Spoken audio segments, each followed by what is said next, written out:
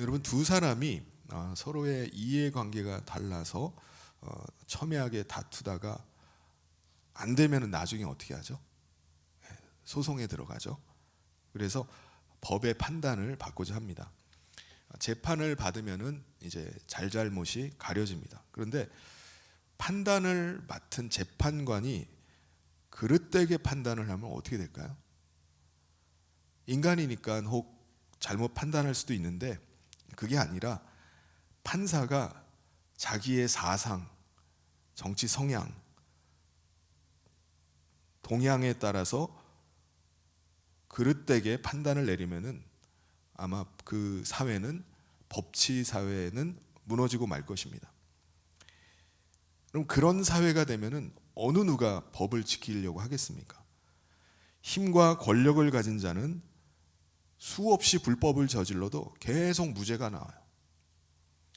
어떤 판사가 사건을 맡느냐에 따라서 그 결과가 완전히 뒤바뀌게 됩니다. 이거는 사법 시스템이 완전히 무너진 겁니다. 모든 사람이 다 법 앞에 평등하지 못하다면은 그 사회는 더 이상 존속할 수가 없어요.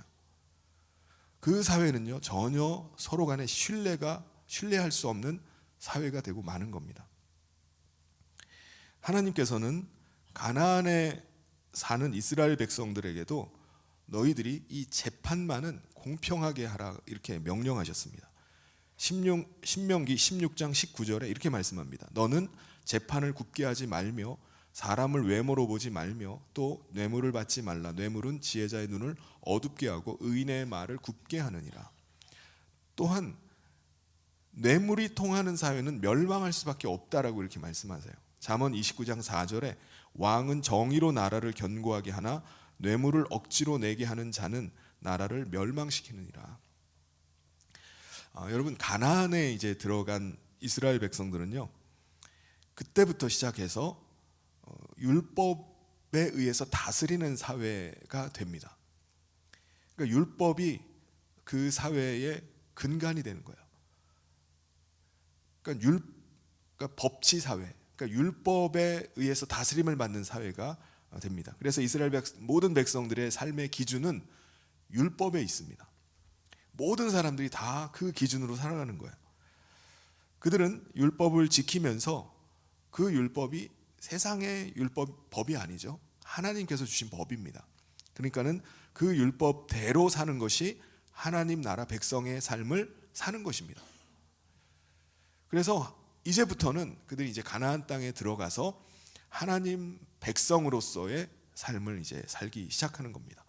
여러분 율법이 가지고 있는 핵심 사항이 뭐죠? 율법이 지향하는 바가 뭡니까? 예수님께서 그것을 이렇게 말씀하셨어요. 누가복음 10장 26절 27절을 같이 한번 읽겠습니다. 시작.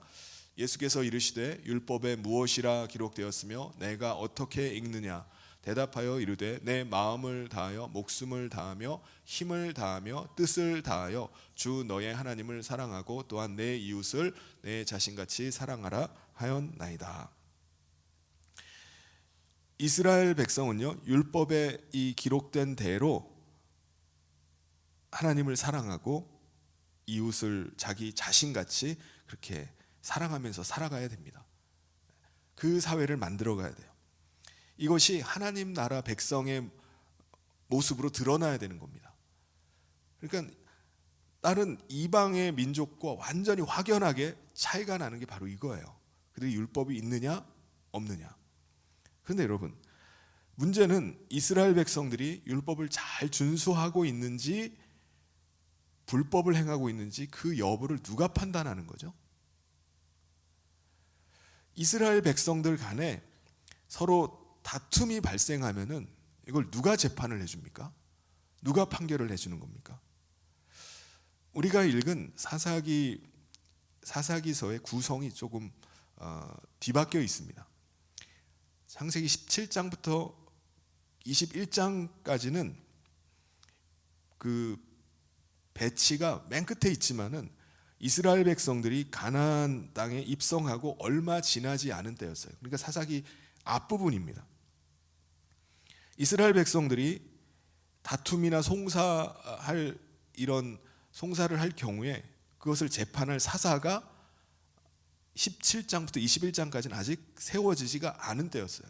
그 이후에 하나님께서 사사를 세우셔서 그들로 하여금 율법을 가지고 재판을 하게 하신 겁니다. 그럼 그 전인, 사사가 아직 세워지기 전인 이때는 이제 이스라엘 백성들을 재판할 사람이 없는 거예요. 근데 여러분, 만약에 이 율법을 가지고 이스라엘 백성들 스스로 자기들끼리 재판을 하면 어떻게 될까요? 율법 가지고 자기들이 해석을 하고 자기들이 판결을 하는 겁니다. 자기들이 잘잘못을 따져가지고 처벌을 내리면은 어떻게 될까요? 율법대로 하면은 과연 살아남을 수 있는 사람이 있을까? 그게 바로 오늘 말씀의 내용입니다. 당시에 어떤 사건이 일어났었죠? 우리가 지난 시간에 함께 봤던 사건입니다. 에브라임 산지에 살고 있던 한 레위인이 집을 나간 가출한 자기 첩을 데리러 유다 베들레헴에 있는 처갓댁을 이제 찾아갑니다. 레위인 이 장인은 자기 딸을 데리러 온 이 사위가 너무 반가워가지고 아주 극진하게 대접을 해줘요. 레위인 장인어른의 그 레위인은 장인어른이 너무 과도하게 대접하면서 계속 붙잡았는데 5일 만에 이걸 뿌리치고서 아내를 데리고 처가를 떠납니다. 오후 늦게 출발을 하는 바람에 금방 해가 져서 가자마자 유숙할 곳을 구해야만 했습니다. 레위인은요, 유숙할 곳을 구하는데 이방인 성읍에 들어가서 유숙할 곳을 찾는 것보다는 그래도 같은 동족이 있는 이스라엘 지파가 있는 성읍에 가면 큰 도움을 받을 걸로 기대를 하고 8km나 더 떨어져 있는 베냐민 지파의 기브아라는 성읍으로 들어갑니다.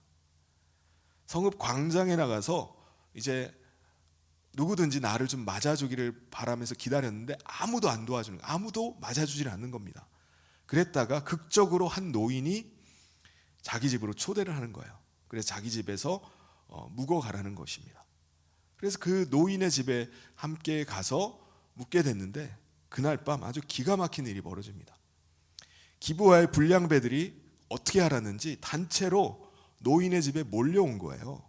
그래서 그 레위인을 내놓으라는 겁니다. 자기들이 이 레위인 남자와 함께 성적인 관계를 맺어야 되겠다는 거예요. 집주인 노인이 어떻게 하죠? 자기 처녀딸도 있고 또 레위인의 첩도 있으니까 밖으로 이 두 사람을 내보낼 테니까 당신들이 하고 싶은 대로 욕보이고 싶은 대로 다 하라는 거예요. 다만 이 레위인 남자만은 내줄 수가 없다는 것이었습니다. 그런데 불량배들은요, 요지부동 이 레위인만 내놓으라는 겁니다. 불량배들이 갈 생각을 안 하니까 레위인이 어떻게 하죠? 갑자기 자기 첩을 문 밖으로 밀어내버립니다. 밀려나간 첩은 불량배들에게 잡혀가지고 그날 밤새도록 능욕을 당하다가 새벽녘이 돼서야 풀려났어요. 완전 초죽음이 돼가지고 문 앞까지는 어떻게 기어왔는데 집 안으로 들어오질 못하고 문지방에 쓰러져서 그 자리에서 죽어버렸습니다. 다음 날 아침 레위인이 불량배들에게 끌려간 자기 아내에 대한 걱정은 하지도 않고 짐을 꾸리더니 이제 집을 나섰어요. 집으로 가려고. 그리고 문 앞에 쓰러져 있는 아내를 발견하고도 뭐라고 하죠? 일어나, 이제 가자라고 말을 합니다. 아니, 인간이 어떻게 이럴 수가 있습니까? 더군다나 이 레위인은요, 자기 아내의 시신을 집으로 가져다가 12토막을 내버립니다. 그래서 그것들을 이스라엘 12지파에게 보냅니다. 시신의 일부를 받고 또 기브아 성읍에서 일어난 이 끔찍한 사건의 소식을 전해들은 이스라엘 12지파는 난리가 났어요. 이스라엘 백성들은 완전히 경악을 하고 다 칼을 들고 미스바에 집결을 했는데 40만 명이 모였습니다. 40만 명. 전무후무한 숫자가 이스라엘에 이렇게 많이 모인 적이 없어요. 40만 명이 미스바에 집결을 했습니다. 그래서 각 지파의 대표들이 총회를 열고 이 일을 어떻게 처리할 것인지를 논의를 하는데 제일 먼저 레위인 당사자를 불러다가 자초지정을 물어봅니다. 근데 황당한 거는 이 레위인의 진술 내용이었어요. 레위인은요, 자기가 기브아에 갔다가 곧 불량배들이 자기를 죽이려고 했고 자기 아내는 욕을 보이더니 죽여버렸다는 거예요. 이 레위인은요, 자기가 그날 밤과 그리고 다음날 아침에 했던 행동에 대해서는 전혀 이야기하지 않고 기브아의 그 불량배들의 음행과 망령된 일을 고발만 한 겁니다. 그러면서 지파 대표들에게 앞으로 어떻게 할지 여러분의 의견과 방책을 내놓으십시오라고 요구를 한 거예요. 레위인의 말을 들은 이스라엘 백성들이 완전 흥분해 버렸어요. 이거 가만두면 안 된다. 일제히 모든 백성들이 일어나 가지고 우리 한 사람도 집에 가지 말고 이 일을 해결하자고 아우성을 했습니다. 그리고 각 지파에서 나온 사람들, 이 40만 명이 너무 많잖아요. 그러니까 각 지파에서 나온 사람들의 10분의 1씩 해가지고 제비를 뽑아가지고 그들이 기브아 성읍에 가가지고 그들을 치자고 했습니다. 먼저 기브아 성읍 사람들에게 이스라엘 지파가 율법대로 이제 기브아 성읍을 치려고 하는데 어떻게 했으면 좋겠느냐고 물어봤어요. 그러니까 그들의 의향에 따라서 판단을 하겠다는 겁니다. 기브아 사람들이 어떻게 하면 되죠? 이스라엘 지파가 요구하는 대로 그날 밤 그 일을 저질렀던 불량배들을 찾아내 가지고 이스라엘 지파에 내주면 됩니다. 그럼 그들을 죽이면 끝날 수도 있는 일이에요. 그런데 놀랍게도 베냐민 지파 사람들이 이스라엘 지파의 제안을 거절했어요. 안 내놓은 겁니다. 그럼 어떻게 하죠? 베냐민 지파 전체가 다 들고 일어나 맞서 싸우자고 해버린 겁니다. 기브아 성읍 사람들이 그런 건 좀 이해가 되죠. 같은 마을 사람들이니까. 근데 베냐민 지파 전체가 다 들고 일어난 거예요. 여러분, 왜 베냐민 지파 전체가 다 들고 일어나 가지고 나머지 이스라엘 지파들과 싸우자고 이렇게 일어났을까요? 베냐민 지파 사람들은요, 자기 지파 내에서 일어난 일을 왜 다른 지파 사람들이 개입을 해가지고 그 사람들의 죄악을 심판하고 정죄하느냐 이겁니다. 우리 지파에서 해결해야 될 일을 왜 남의 지파에 와가지고 그렇게 하느냐 이겁니다. 더군다나 일방적으로 지금 레위인 한 사람의 말만 듣고 이스라엘 지파 수십만이 일어나가지고 이런 인민재판하는 걸 받아들일 수 없다는 거예요. 놀라운 것은요, 베냐민 지파 사람은요, 그날 밤으로 복귀를 해서 불량배들이 불러냈을 때 레위인만 사실 조용히 나갔으면은 아무 일 없었다는 거예요. 모든 일이 그냥 평탄하게 끝났을 텐데 레위인이 그걸 거부하고 하는 바람에 일이 키워져가지고 이 난리가 났다고 해석을 하는 겁니다. 이런 베냐민 사람들이 불량배들을 옹호했다는 것은요, 이 불량배들이 자기 지파 사람들이기 때문만이 아니에요. 이 베냐민 지파가 동성애에 대해서 긍정적으로 생각했기 때문입니다. 그러니까 그날 밤에 그 광장에서 만난 그 노인 있잖아요. 노인의 발언을 생각해 보면 그걸 이해할 수가 있어요. 그게 얼마나 만연했는지. 절대로 노숙을 해서는 안 됩니다. 오늘 밤 어디든지 가서 유숙을 해야지 여기서 있으면 큰일 납니다 라고 얘기를 한 거예요. 그러니까 당시 베냐민 지파 안에서는요, 이 동성애라는 게 극소수의 일부의 문제가 아니었던 겁니다. 하나님께서는 당시 가나안 땅에 있던 원주민들의 그 타락한 문화 때문에 이스라엘 백성들이 이제 가나안에 들어가면은 그 땅에 살고 있던 원주민을 반드시 쫓아내버리라고 명령을 하셨어요. 왜요? 그들이 가지고 있는 문화에 동화될 수 있기 때문에 그렇습니다.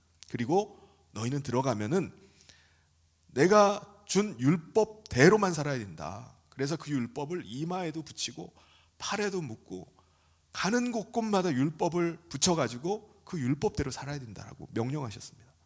그런데 베냐민 사람들은 어떻게 한 거죠? 하나님의 율법을 가르치지도 않고 또 가나안 그 원주민들을 다 쫓아내지도 않은 거예요. 그러니까는 그들의 타락한 문화를 자꾸 보고 접하니까는 자기들도 동화가 되는 겁니다. 그래서 베냐민 지파 사람들이 반발을 하는 거예요. 불량배들의 행위가 뭐가 그렇게 잘못됐냐 이겁니다. 오늘날도 이런 일이 벌어지죠. 세계의 많은 나라들이 동성애에 대해서 부정적인 생각을 가집니다. 왜 그렇죠? 이 동성애가 가정을 무너뜨리기 때문에 그래요. 질병을 유발하고 사회 갈등을 계속 일으키기 때문입니다. 그런데 동성애자들은 자기들의 권리를 위해서, 자기들의 뜻을 위해서 자기들끼리 연대를 하고 세력화를 합니다. 그래서 하는 게 뭐죠? 정치인을 앞세워가지고 합법화를 시도합니다. 그럼 동성애가 합법화된 나라들을 보면은 동성애를 부정하거나 나쁘다고 말하는 것 자체가 범죄가 돼버려요. 이거 나쁜 겁니다라고 말하는 그 사람이 나쁜 사람이 되는 겁니다. 지금 베냐민 지파 사람들도 마찬가지예요. 이게 뭐가 나쁘냐는 겁니다. 왜 다른 지파에서 나서서가 이걸 이래라 저래라 하느냐, 왜 난리냐. 베냐민 지파 사람들은요, 이건 말도 안 된다. 우리 이대로 당할 수가 없으니까 우리 다 같이 일어나서 싸우자고 한 겁니다. 그래서 베냐민 지파 전체가 다 들고 일어난 거예요. 우리도 맞서 싸우겠다라고 해가지고 기브온 성읍 사람들 700명이 나섰습니다. 그리고 베냐민 지파 전체에서 26,000명이 무장을 하고 나온 거예요. 싸우자. 가만히 있으면 안 된다는 겁니다. 특별히 기브온 사람들 700명이요. 물맷돌을 던졌다 하면은 백발백중 틀림없이 맞추는 사람들이었는데 모두 왼손잡이였다라고 이렇게 말씀을 합니다. 이게 무슨 말이죠?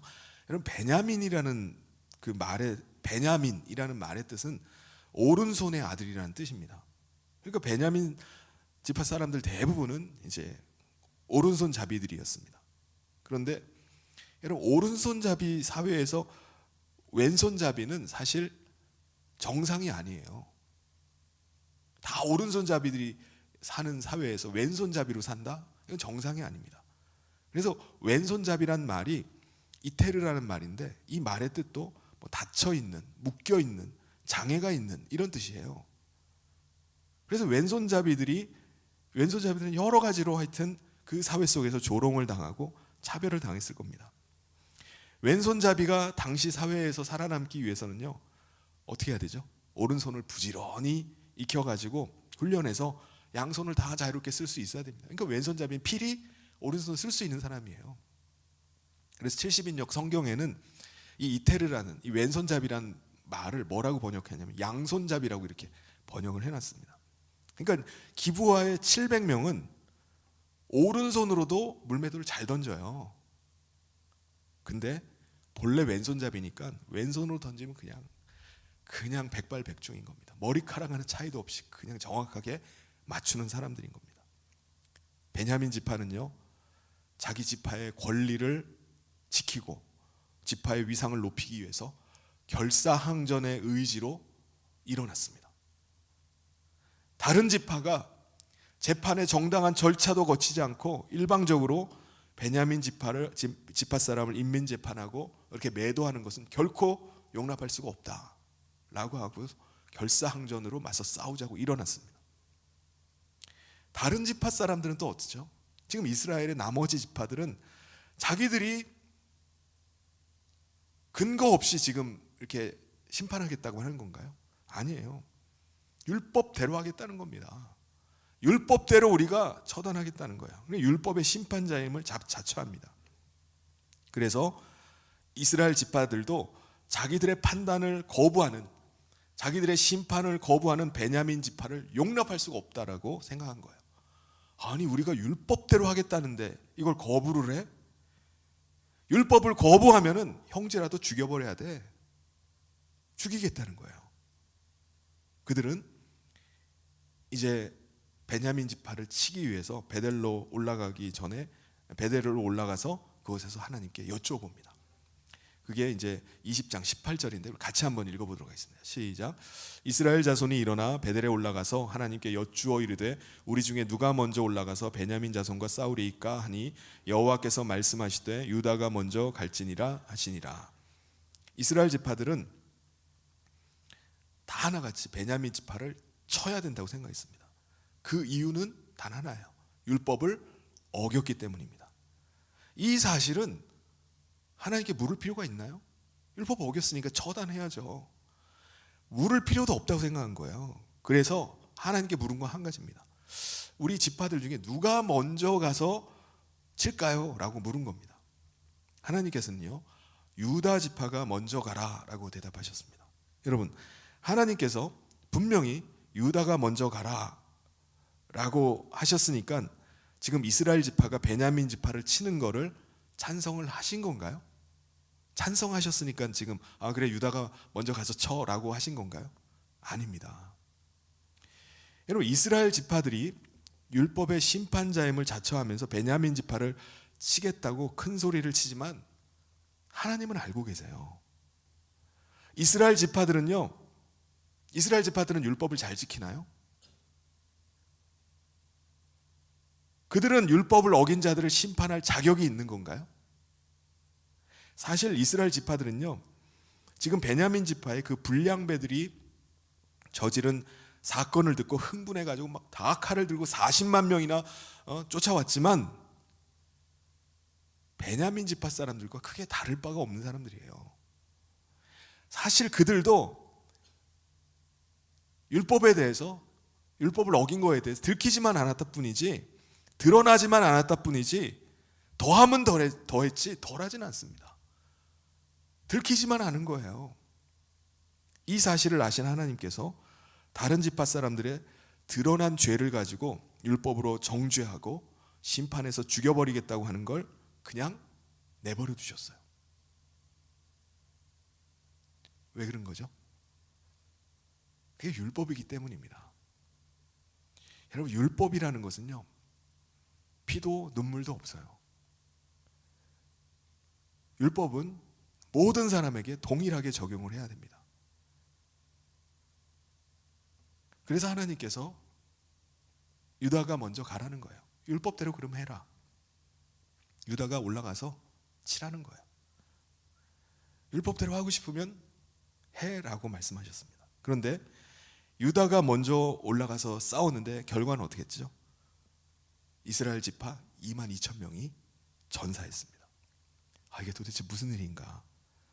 충격적인 패배를 당한 이스라엘 지파 사람들이 다시 전열을 갖춰가지고 하나님께 또 물어봤습니다. 우리가 형제 지파를 치는 게 잘못인지 하나님께 여쭤봤어요. 우리 형제를 치기 때문에 지금 잘못된 겁니까? 우리 23절을 같이 한번 읽어보겠습니다. 시작. 이스라엘 자손이 올라가 여호와 앞에서 저물도록 울며 여호와께 여쭈어 이르되 내가 다시 나아가서 내 형제 베냐민 자손과 싸우리이까 하니 여호와께서 말씀하시되 올라가서 치라 하시니라. 여러분, 이스라엘 지파 사람들이 베냐민 지파 하나 죽이겠다고 싸웠다가 2만 2천 명 형제들이 죽었는데 얼마나 원한이 맺히겠습니까? 그래서 지금 이스라엘 지파가 하나님 앞에 지금 질문하는 속에는 하나님, 아무리 형제 지파라 해도 율법을 어기면 심판해야 되는 거 아닙니까? 형제라고 눈 감아줘야 됩니까? 라는 항변의 내용이 담겨 있는 거예요. 하나님, 율법 어겼으면 형제라도 우리가 쳐야 되는 게 맞는 거 아닌가요? 왜 우리가 패해야 됩니까? 라고 하나님께 따진 겁니다. 하나님의 대답은 뭐죠? 올라가 싸우라는 거였습니다. 여러분, 하나님께서 이스라엘 백성들에게 율법을 주신 것은요, 율법의 준행자가 되라는 것이지 율법의 심판자가 되라는 것은 아니었습니다. 그런데 그들 스스로 심판자가 되면 어떤 일이 일어납니까? 그들이 공정하게 재판을 할 수 있나요? 심판하는 자기들은 깨끗한가요? 그들은 다른 사람을 심판할 자격은 있나요? 없어요. 그럼에도 불구하고 자기들이 심판자를 자처하기 때문에 하나님께서는요, 그럼 율법대로 너희가 원하는 대로 싸우라는 거예요. 심판하라는 겁니다. 이번에도 하나님께서 올라가서 싸우라고 했는데 이스라엘 지파가 싸우러 갔다가 또 어떻게 됐죠? 또 패했어요. 이번에는 베냐민 지파에게 18,000명이 또 죽임을 당했습니다. 베냐민 지파보다 훨씬 더 많은 숫자의 군사들이 칼로 무장을 하고 의기양양하게 해서 나갔는데 또 패한 겁니다. 뭔가 좀 이상한 거예요.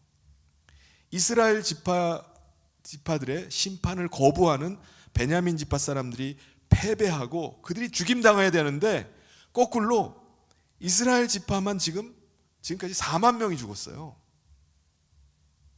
이스라엘 지파들은요, 뭔가 좀 이상하다고 생각하고 다시 베델로 올라와 가지고 울면서 금식을 하고 번제와 화목제를 하나님께 드립니다. 26절에 보면 이에 온 이스라엘 자손 모든 백성이 올라가 베델에 이르러 울며 거기서 여호와 앞에 앉아서 그날 저물도록 금식하고 번제와 화목제를 여호와 앞에 드리고, 그리고 이번에 어떻게 하냐면요, 실로에 그 성소가 있어서 하나님의 언약궤가 거기에 있었는데 그걸 베델로 옮겨옵니다. 그걸 가져오고 또 제사장 비느하스까지 데리고 와가지고 거기서 제사를 드려요. 번제와 화목제를 드립니다. 그리고 하나님께 다시 한번 여쭙니다. 뭐라고 여쭙죠? 우리 28절을 같이 한번 읽어보겠습니다. 시작. 아론의 손자인 엘르아살의 아들 비느하스가 그 앞에 모시고 섰더라. 이스라엘 자손들이 여쭈기를 우리가 다시 나아가 내 형제 베냐민 자손과 싸우리까 말리까 하니 여호와께서 이르시되 올라가라. 내일은 내가 그를 내 손에 넘겨주리라 하시는지라. 이스라엘 지파들이 지금 언약궤를 갖다 놓고 제사장을 불러다가 제사를 지금 드린 겁니다. 이 의미는 뭐죠? 자기들은 하나님 앞에서 율법대로 한다는 거예요. 율법. 베냐민 지파는 율법을 어겼고 율법의 징계를 받는 걸 거부했기 때문에 심판을 내려야 되는 거 아닙니까? 라고 하는 겁니다. 하나님 앞에서 법대로 해야 되는 거 아닙니까? 라고 지금 언약궤도 갖다 놓고 제사장도 불러다가 지금 항의를 하는 거예요. 그래서 결국은 어떻게 하죠? 하나님은 베냐민 지파를 너희 손에 넘겨주겠다라고 말씀을 하십니다. 여러분, 오늘 우리가 율법의 정죄를 받는다면요, 이거와 똑같은 거예요. 우리는 율법의 정죄를 피할 길이 없어요. 율법은요, 지금 이스라엘 백성들과 같이 끝까지 물고 늘어집니다. 율법은 예외가 없습니다. 피도 눈물도 자비도 없어요. 100가지 중에 99가지를 지켜도 한 가지를 어기면요, 그 한 가지 가지고 물고 늘어집니다. 죽을 때까지 물고 늘어져요. 끝까지 쫓아가서 심판하는 게 율법입니다. 범한 죄값을 반드시 묻고 치러야만이 끝나는 게 율법이에요. 이스라엘 지파 사람들은요, 지금 그 율법대로 심판을 하겠다는 겁니다. 죄악을 저질렀으면 죽어야 된다는 거예요. 자기들이 죽여버리겠다는 겁니다. 이제 이스라엘 지파 사람들이 세 번째로 베냐민 지파를 치러 가게 됐어요. 이스라엘 지파는요, 이번에는 베냐민 지파를 완벽하게 제압하기 위해서 기브온 성읍 주위에다가 매복 군인을 배치를 해놨습니다. 베냐민 지파는 지금까지 아주 선방을 잘했어요. 숫자는 적어도 아주 극렬하게 저항해서 2번이나 승리를 했어요. 4만 명을 죽였습니다. 베냐민 지파는 또다시 이스라엘 지파의 군대가 쳐들어오자 그들과 맞서서 싸우기 위해서 성 밖으로 나갔습니다. 그런데 이스라엘 지파 군대가 베냐민 지파와 싸우다가 또다시 30명이 전사를 했습니다.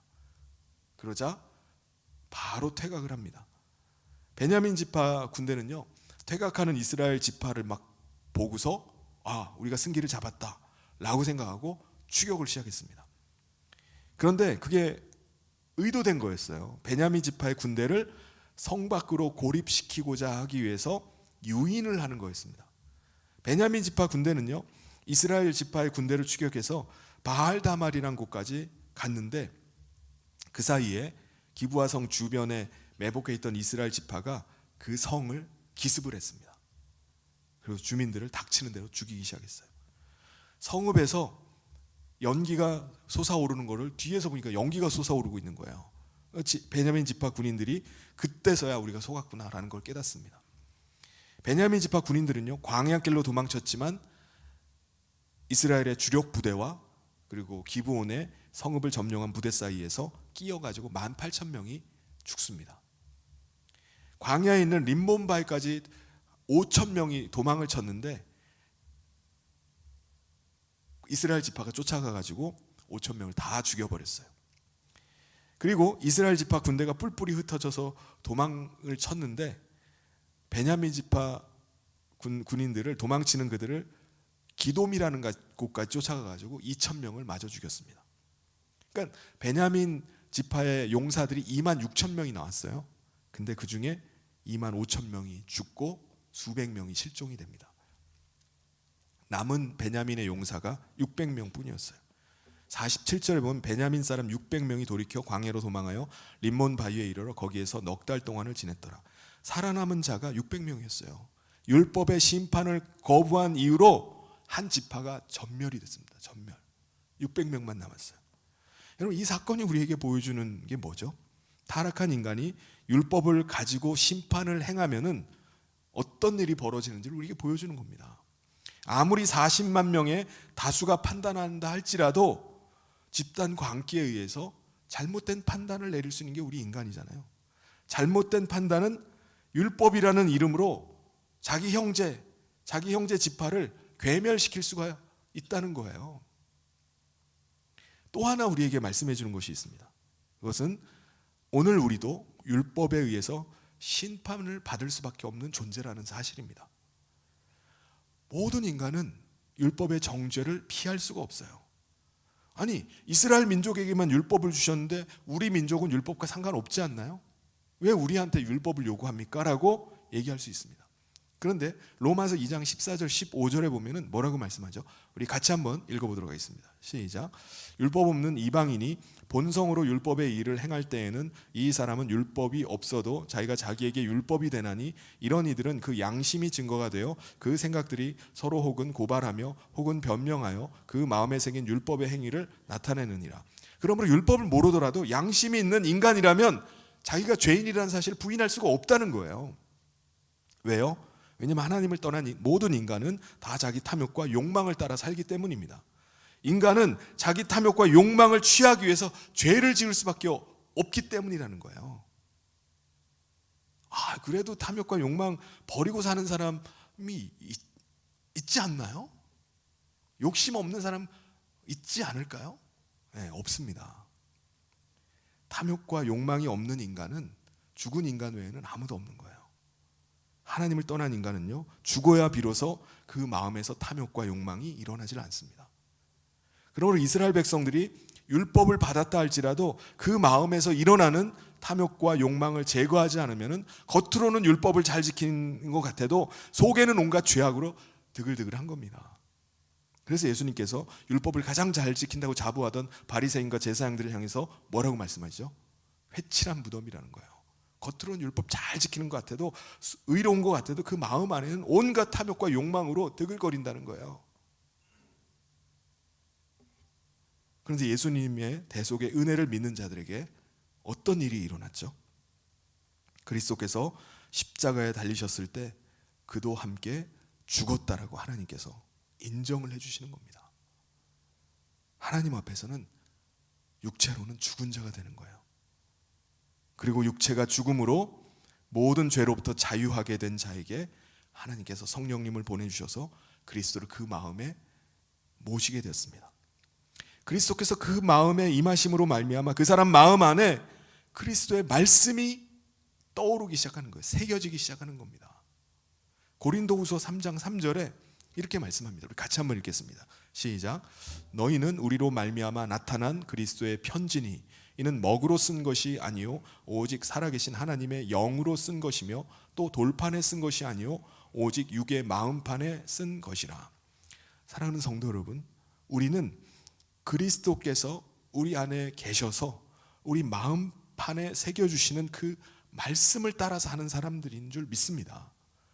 그리스도께서 우리 안에 거하시면서 우리 가운데 말씀이 생각나게 해주세요. 말씀이 떠오르게 하십니다. 그래서 그리스도의 말씀이 우리의 삶을 주장해 나가는 겁니다.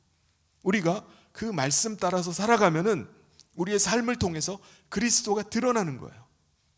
그리스도의 향기를 나타내는 겁니다. 그게 믿는 자예요. 우리는 율법 가지고 다른 사람을 정죄하고 판단하는 사람이 아니라 하나님의 뜻은 우리 인간을 구원하시고 사랑하시는 하나님이심을 나타내는 겁니다. 우리 안에서 그 그리스도의 사랑을 나타내는 거예요. 그래서 우리의 본분은 우리 안에 임하신 그리스도의 사랑으로 하나님을 사랑할 뿐만 아니라 우리의 이웃을 사랑하는 거예요. 사랑하는 성도 여러분, 올 한 해 저와 여러분이 그리스도의 편지가 되기를 소원합니다. 우리 안에 영으로 새겨주신 우리 마음판에 육의 마음판에 새겨주신 그 말씀이 떠올라서 오늘도 우리의 삶을 통해서 그리스도의 사랑이 나타나고 그리스도의 사랑을 전하는 그런 삶을 살아가는 저와 모든 성도님 되시기를 주님의 이름으로 축원합니다. 우리 같이 기도하겠습니다. 하나님 아버지 감사합니다. 오늘 우리 가운데 율법으로 말미암아 죄로 인해 죽을 수밖에 없는 인생을 하나님께서 긍휼히 여겨주시고 우리의 모든 죄악을 용서하여 주시고 우리가 그리스도를 모시고 그리스도의 편지가 되어서 오늘 우리가 살게 하심을 감사합니다. 우리 사랑하는 모든 성도들이 받은 바 그리스도의 말씀 따라서 믿음으로 순종하며 그리스도의 사랑을 나타내는 삶을 살 수 있도록 인도하여 주시옵소서. 특별히 올 한 해 하나님 우리를 그리스도의 편지로 사용해 주시기를 원합니다. 가는 곳마다 우리 안에 그리스도께서 살아계시고 하나님의 놀라운 사랑이 우리를 통해서 드러날 수 있도록 역사하여 주시옵소서. 그래서 많은 이들이 주님의 놀라운 사랑 앞에 구원함을 얻고 주께 돌아오는 역사들이 일어나게 하여 주시옵소서. 예수님의 이름으로 기도하옵나이다.